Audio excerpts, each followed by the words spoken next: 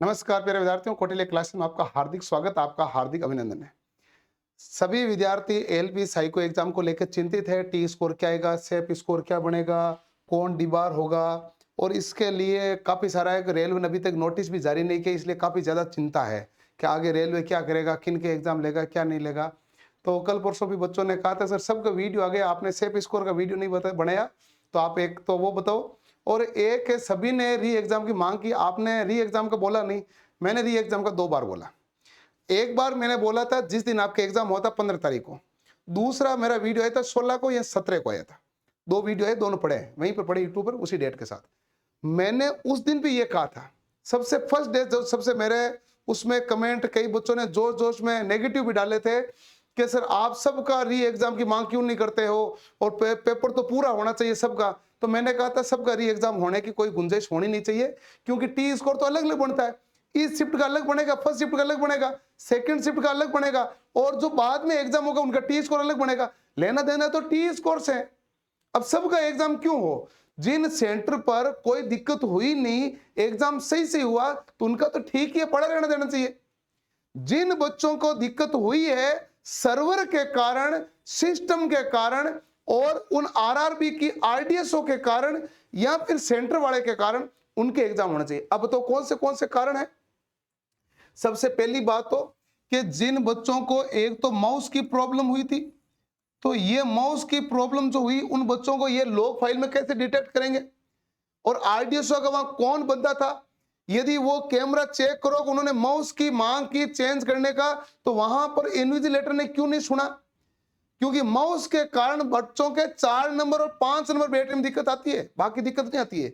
4 number 5 number, अच्छा mouse की problem बहुत बड़ी नहीं थी, लेकिन कुछ एक बच्चों का आई, लेकिन प्रॉब्लम तो आई ना जिस बच्चे के साथ आई। मैं तो ये कहता हूं कि 1,20,000 में से 100 बच्चों का आई, और वो इंटेलिजेंट थे, लेकिन माउस से ढंग से काम नहीं कर रहा था, तो प्रॉब्लम है। तो ये प्रॉब्लम तो उनके आई थी। तो एक तो बात है माउस की।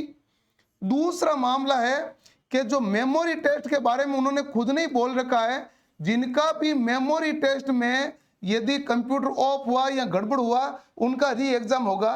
तो ये सबसे बड़ा सीरियस इश्यू है, ये सबसे बड़ा सीरियस इश्यू है, और इनका तो री एग्जाम होना चाहिए। क्योंकि मेमोरी एग्जाम जिसके बीच में बंद हुई है, तो उनमें से बहुत सारे बच्चों के प्रॉब्लम है। हाँ, पिछली बार उन्होंने जो 15 मई 2019 को एक नोटिस डाला था, तो उन्होंने कहा था भाई जिनको री एग्जाम का फॉर्म भरना हो फॉर्म भर दो। लेकिन 18 मई को उन्होंने ये कहा था, एक लाइन बोली, बहुत अच्छी लाइन बोली थी। उन्होंने कहा जिन बच्चों को लगता है कि उनका पेपर सही गया है, वो री एग्जाम नहीं देना चाहते हैं, तो कोई बात नहीं, उनके पहले वाले स्कोर कंसीडर कर लिया जाएगा। जैसे मेमोरी टेस्ट में भी हो सकते हैं कि भाई 5,000 बच्चों की दिक्कत आई, उनमें से 500 बच्चे ये कहते हैं सर मेमोरी हमारा दिक्कत आई, बंद हुई, लेकिन मुझे तो पूरी की पूरी याद रह गई, मुझे 22 याद रह गई, 21 याद रह गई, वापस टेस्ट देना नहीं चाहता हूं। तो उन्होंने पिछली बार 2019 में ऑप्शन दिया था, भाई टेस्ट नहीं दो तो कोई बात नहीं, तुम्हारा जो पहले वाला स्कोर कार्ड है जो वैलिड कर देंगे, और यदि टेस्ट देना चाहते हो तो आप टेस्ट दे भी सकते हैं। और वही अब की बार होना चाहिए उन बच्चों के साथ जिनके मेमोरी। एक और है, मेमोरी जिनके लेट स्टार्ट हुई है, लेट स्टार्ट हुई है ना, उन बच्चों के दिक्कतें और आई अलग लेवल की। जैसे मेमोरी टेस्ट है, अब बच्चा है 73 मिनट मिला, 73 मिनट ही मिल गया, सब बच्चों के मेमोरी टेस्ट स्टार्ट हो गया, लेकिन उस बच्चे के 5 मिनट बाद स्टार्ट हुआ पेपर। कोई कंप्यूटर में दिक्कत हुई, इस पर नहीं उस पर बैठो, उस पर नहीं उस पर बैठो, जो भी 5 मिनट दिक्कत हुई। तो दिक्कत होने के कारण मेमोरी वाले में इतना मामला दिक्कत नहीं था। एक तो मेमोरी मौसम में दिक्कत यही कि बंदे के 5 मिनट बाद हुआ तो प्रेशर में आया, ये तो आपने देखा ही है। दूसरा, जब 5वीं बैटरी का टेस्ट दे रहा था 5th का, उस समय छुट्टी हो गई थी, तो हो हल्ला मच गया था। तो हो हल्ला मचने के कारण वो डिस्टर्ब हो रहा था। एक तो 72 क्वेश्चन सेम फिगर देख देख के ध्यान से करना पड़ता, बहुत फोकस करके, और फिर ये हो हल्ला के बीच में उसका 5वीं बैटरी में भी मिस्टेक आई है।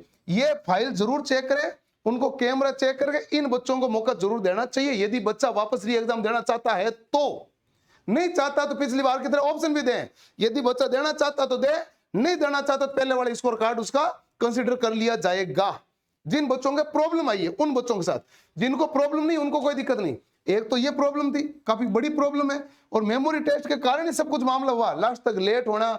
जैसे मान लो एक बच्चा है सुरेश, उस बच्चे को इंस्ट्रक्शन दिखी ही नहीं, वो 5-7 मिनट बाद हुआ इंस्ट्रक्शन वाला टाइम तो उसके पहले वेस्ट ही चला गया, सीधे उसके मेमोरी का इंस्ट्रक्शन ही आया। पहले उससे पहले जो इंस्ट्रक्शन देते ना अपने भाई इसमें करो और आई एम लॉगिनर वो सारे आते हैं, आई एम बिगिनर वो कुछ भी नहीं आया, सीधा मेमोरी टेस्ट पे जाके स्टार्ट हुआ। तो वो भी आपको लॉग फाइल में चेक करके उनको मौका देना चाहिए कि आप देना चाहते हो तो दीजिए, नहीं देना चाहते हो तो वही स्कोर काउंट होगा। जिन बच्चों का एग्जाम सही हुआ है, नो प्रॉब्लम है जिन बच्चों को, उन बच्चों का एग्जाम वापस होना भी नहीं चाहिए और कोई कायदा भी नहीं बनता है, क्योंकि टोटल जितने बच्चे हैं उनमें आधे बच्चों का तो कम से कम सही हुआ ही है। तो सभी बच्चे क्यों घूमे, क्योंकि टी स्कोर तो हर जगह चेंज होता रहता है, टी स्कोर तो पूरा का पूरा शिफ्ट वाइज है, वो तो एवरेज ऊपर जाएगा तो टी स्कोर चेंज होता है, एवरेज नीचे जाएगा टी स्कोर चेंज होगा, टी स्कोर तो इस पर डिपेंड करता है। तो इसलिए उन बच्चों को तो वापस प्रॉब्लम करने की आवश्यकता नहीं, जिनके कोई प्रॉब्लम नहीं है, न उनकी कोई शिकायत है, तो उनका वैसे पढ़ा रहने देना चाहिए, उनका एग्जाम ठीक है, ओके। जिन बच्चों को प्रॉब्लम आई है, अब आता है एक मामला पेन का।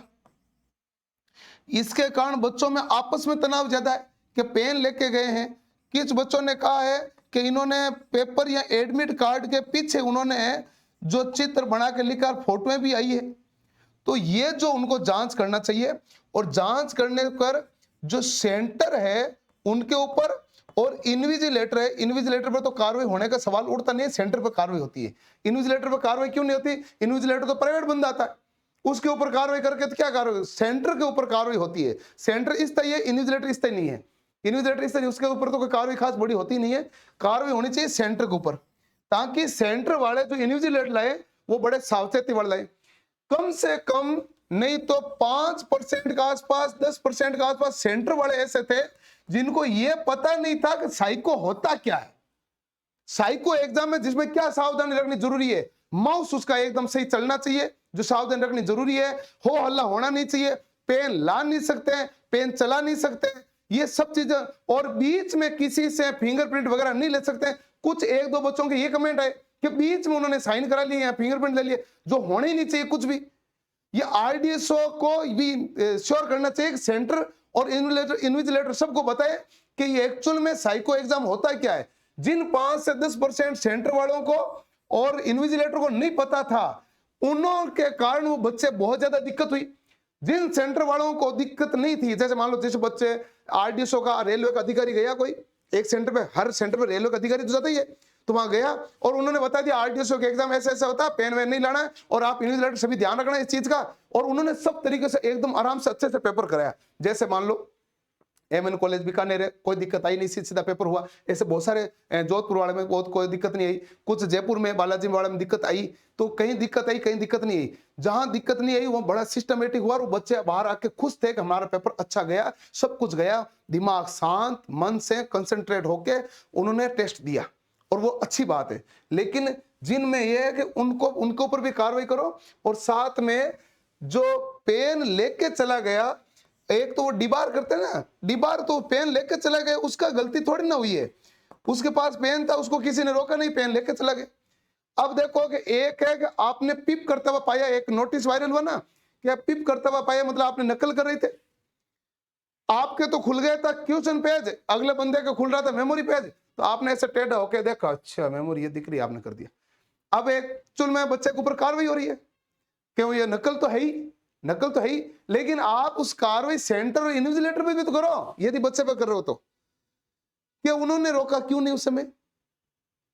क्या होता है कि करना तो गलत है, नकल का विरोधी है, नकल तो होनी नहीं चाहिए, लेकिन मन है कि मानता नहीं है। जब मैं एग्जाम दे रहा हूं या आप एग्जाम दे रहे हैं, और आपने जो सवाल थे 12 सवाल में से 11 कर लिए, टाइम 2 मिनट में 1 मिनट में कर लिया, 1 मिनट पड़ा है, एक सवाल का एग्जैक्ट याद नहीं आ रहा, और ऐसा देखने पर आपको दिख रहा है कि अच्छा दिख तो रहा है, तो कोई भी बंदा मन कर लेता है, तो वो है तो गड़बड़ है। लेकिन वो तो दिक्कत इन्विजिलेटर की भी तो है, वो तो ये भी तो समझो।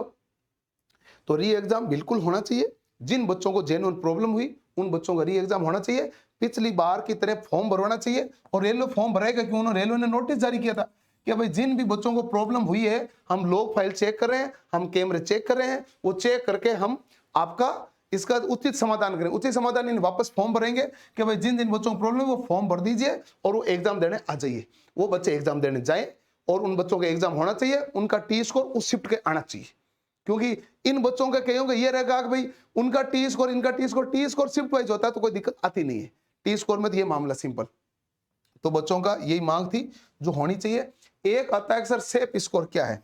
मैं 42 टी स्कोर के बारे में बता रहा हूँ। 42 टी स्कोर मतलब पास होने के लिए जरूरी। मेमोरी लगभग 15 क्वेश्चन है। 15 क्वेश्चन प्लस माइनस 2 होगा। प्लस माइनस 2 में माइनस 2 होने का चांसेस ज्यादा, प्लस 2 होने का चांसेस कम है, लेकिन प्लस माइनस 2 की गुंजाइश है। वास टेस्ट में 12 क्वेश्चन है, प्लस माइनस 1, या तो 11 या 13 या 12, प्लस माइनस 1 की संभावना। ठीक है। हिडन क्यूब है जो 35 क्वेश्चन है, प्लस माइनस 3 होगा, last to last plus minus 3। और फिगर प्लेसमेंट में 40 क्वेश्चन है, प्लस माइनस होगा 3। लेकिन सेम फिगर है, इसके बारे में बहुत ज्यादा श्योरिटी तो नहीं कर सकते, लेकिन 45 क्वेश्चन में प्लस माइनस 5 है, 40 से 50 के बीच में जाएगा पता नहीं कहां जाएगा ये इसका भाई पूरा आइडिया लग नहीं रहा। 40 से 50 के बीच में जाएगा, लेकिन जाएगा कहां पर जाएगा? 40 से 50 के बीच में। ये थोड़ा सा इसमें प्लस माइनस ज्यादा है। बाकी में जहां प्लस माइनस कम है तो वहां बहुत ज्यादा अच्छे से है। आप कहोगे सर हिडन क्यूब में तो बच्चों ने बहुत अच्छा परफॉर्मेंस किया, लेकिन ऐसा है कि हर शिफ्ट में ही 5 सवाल तो ऐसे थे जिसमें वो पतली लाइन, पतली पट्टी के कारण भी दिक्कत आ रही थी, और जिसके और कारण भी दिक्कत आ रही थी। 4-5 सवालों में तो बच्चे भी पूरे श्योर नहीं हो पाते। वो तो वो कहते हैं कोई कह रहा दिख रहा था, कोई कह रहा नहीं दिख रहा था, वो तो बच्चे ही आए देखे, तो वो भी श्योर नहीं हो पाते। तो लगभग यही रहेगी। बाकी हिडन क्यूब में ज्यादा प्रॉब्लम रहती है नहीं।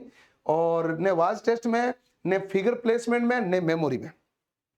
मेमोरी टफ नहीं आया था, टफ आया था सेम फिगर। सेम फिगर में कोई बच्चों को खास प्रॉब्लम हुई नहीं, लेकिन स्पीड वाला मामला उन बच्चों के साथ सबसे ज्यादा हुआ जिनका टेस्ट बाद में स्टार्ट हुआ था, और वो बाद में शोरगुल मच गया था, कुछ छुट्टियां होने लगी थी, हल्ला हो गया था। इस कारण 5वीं बैटरी खराब होती। 5वीं बैटरी बच्चे खुद के कारण, किसी के कारण खराब नहीं हो रही।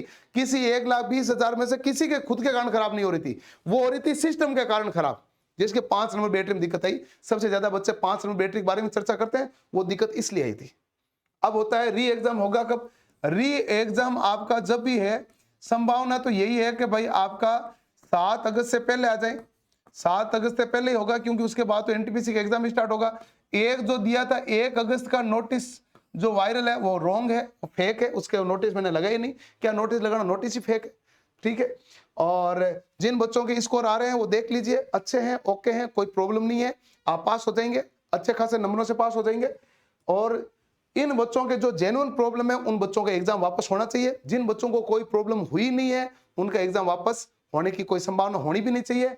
और जिन बच्चों के मेमोरी टेस्ट वाले में जैसे दिक्कत आई थी, लेकिन टेस्ट अच्छे भी चले गए थे, उन बच्चों ने जैसे पिछली बार 18 मई 2019 के टाइम नोटिस दिया था, वैसे नोटिस देना जरूरी है।